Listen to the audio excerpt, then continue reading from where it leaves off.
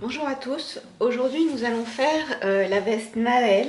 C'est une veste tailleur, double boutonnage. Donc la première étape c'est d'assembler endroit contre endroit les dos par la couture de milieu dos. On ouvre les coutures au fer à repasser. Sur les devants, sur l'envers, on trace la pince poitrine. On plie sur le trait central et on pique de l'extérieur vers l'intérieur. Sur les devants, j'ai également marqué sur l'endroit la position de ma poche plaquée. J'assemble endroit contre endroit le petit côté avec le devant. J'ouvre la couture au fer à repasser. On assemble endroit contre endroit le petit côté au dos et on ouvre la couture au fer. On assemble également endroit contre endroit le dos avec le devant par la couture d'épaule et on ouvre la couture au fer. Donc là, notre corps, il est fini. Pour les poches, on assemble endroit contre endroit la poche en tissu avec la poche en doublure. On pique tout autour de la poche et on laisse une ouverture de quelques centimètres sur un des côtés. On recoupe les arrondis, on crante les angles et on retourne sur l'endroit par le petit trou.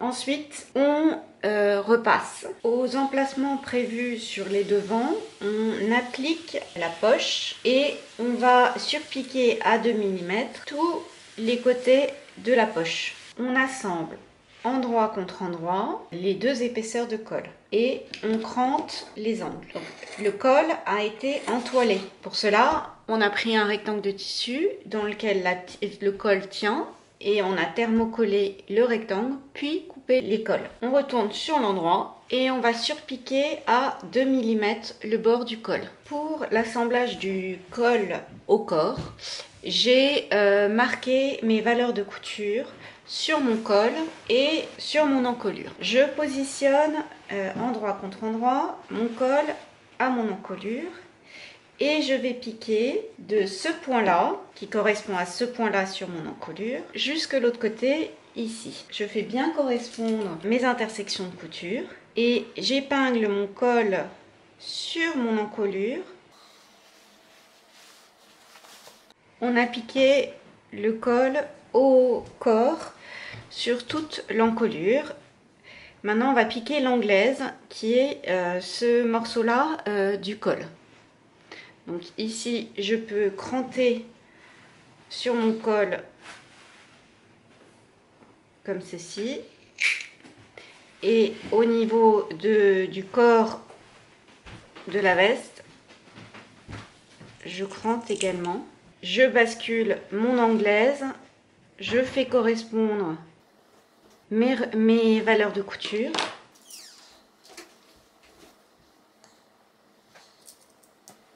Et je vais piquer du bout de l'anglaise jusqu'au cran du col tailleur. Donc j'ai piqué dans un premier temps toute mon encolure, le col à l'encolure, jusqu'au cran de l'angle du col tailleur.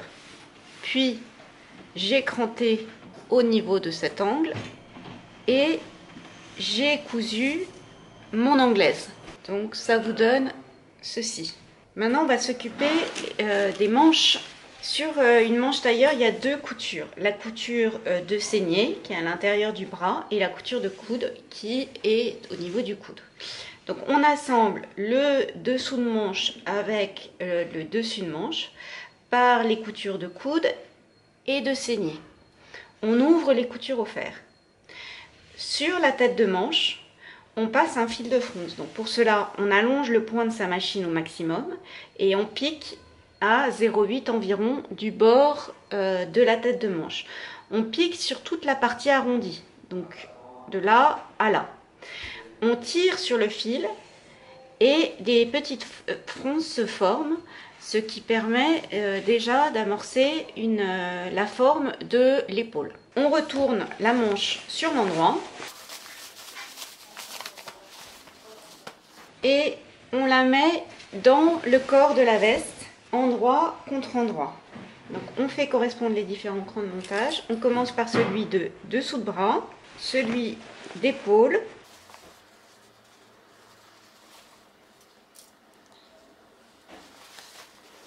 puis tous les autres crans.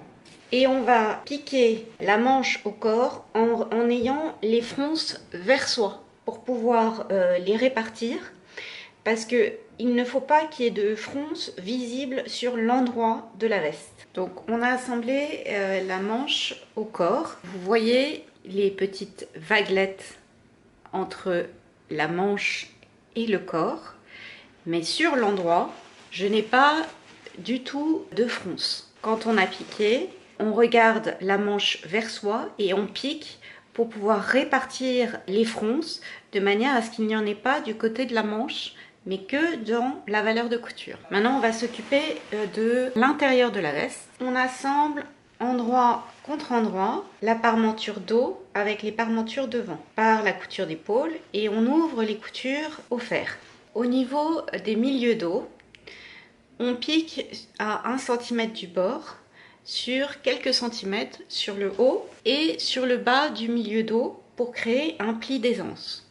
Sur le devant, on forme la pince, mais on ne la pique pas. On la maintient avec une épingle et la pince va être prise dans la couture avec le petit côté. Donc sur le devant, en fait, on a formé la pince, mais on ne l'a pas piquée. On assemble endroit contre endroit le petit côté avec la doublure devant. Puis on assemble le petit côté sur le dos, endroit contre endroit. Et également, on va piquer les épaules. Pour les manches en doublure, c'est comme pour les manches en tissu. On pique la couture de coude et la couture de saignée entre le dessous de manche et le dessus de manche, endroit contre endroit. Sur une des manches, on laisse une ouverture d'une quinzaine de centimètres pour pouvoir retourner la veste sur l'endroit une fois celle-ci terminée. Sur la tête de manche, on passe un fil de fronce.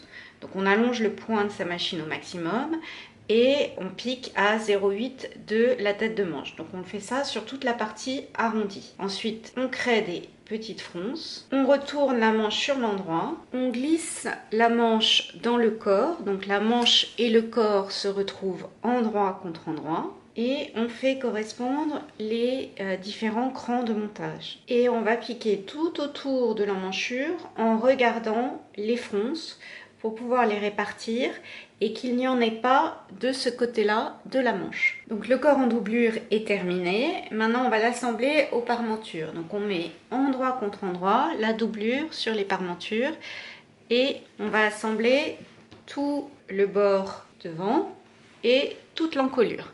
On a assemblé les parmentures au corps en doublure, endroit contre endroit, par toute la couture du devant, puis toute l'encolure dos, et de nouveau tout le devant. Maintenant, on va assembler le corps intérieur avec le corps extérieur. On positionne endroit contre endroit les deux corps. Au niveau de l'encolure, sur ma parmenture, j'ai marqué mes valeurs de couture. Et comme pour l'assemblage tout à l'heure du col sur le corps, je vais piquer en 2 fois. Je vais piquer tout d'abord toute mon encolure, du cran du col tailleur à l'autre cran du col tailleur, puis je vais piquer l'anglaise. Donc mon col est en sandwich entre mon corps en tissu et mon corps en doublure. Dans un premier temps, j'ai assemblé mon corps en doublure avec mon corps en tissu le long de l'encolure. Je me suis arrêtée à l'angle du col tailleur. Maintenant, je vais piquer mon anglaise. Je crante sur mon encolure en parmenture et je fais correspondre mes valeurs de couture.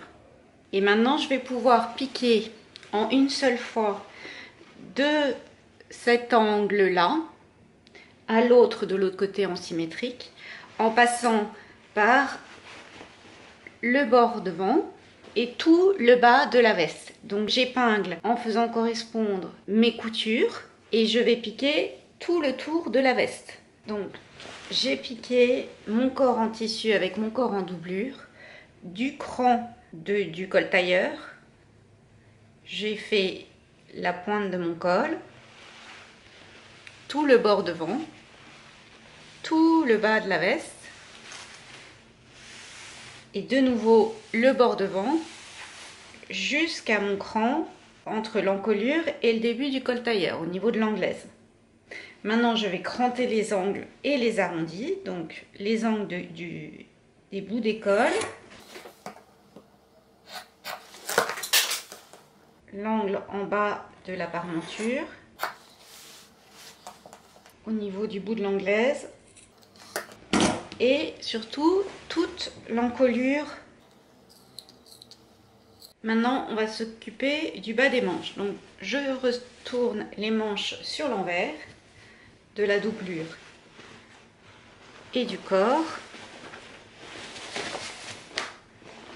Je place face à moi la couture entre la parmenture et le corps et je ramène les manches, je fais un cercle entre la manche en tissu et la manche en doublure. Je fais correspondre les coutures et je vais piquer tout autour du bas des manches. Donc j'ai assemblé le bas de mes manches en doublure et en tissu en formant un cercle avec les manches. Maintenant je vais faire l'ourlet de bas de vêtements. C'est un ourlet de 4 cm.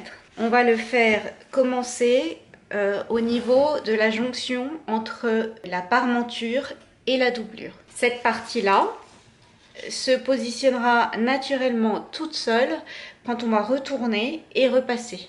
Donc on s'en occupe pas. Donc on est envers contre envers, je rabats 4 cm et soit je pique à la main, soit moi j'utilise une bande de thermocollant double face qui se pose au fer.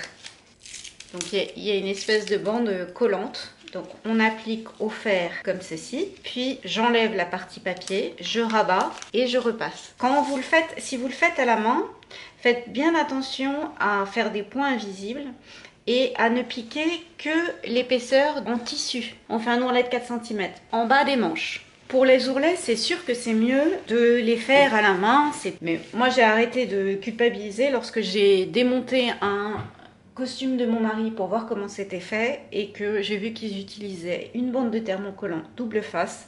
Donc si les costumes d'hommes l'utilisent, je l'utilise aussi. Pour mettre les épaulettes sur la tête de manche, donc les épaulettes, elles se positionnent sur la valeur de couture de la tête de manche. Les épaulettes que j'utilise, elles sont comme ceci.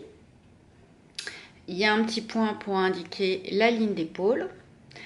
La partie la plus courte est la partie du devant et la partie la plus longue est la partie du dos. Je positionne mon petit point sur ma ligne d'épaule.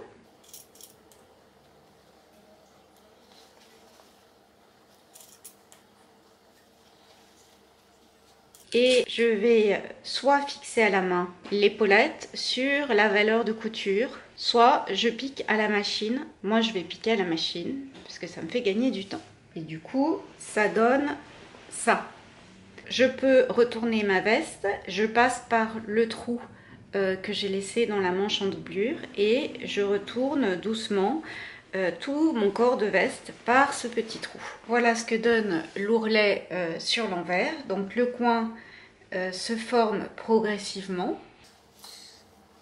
Et voilà sur le bas des manches. Il nous reste à fermer l'ouverture à point coulé à la main et à coudre nos boutons.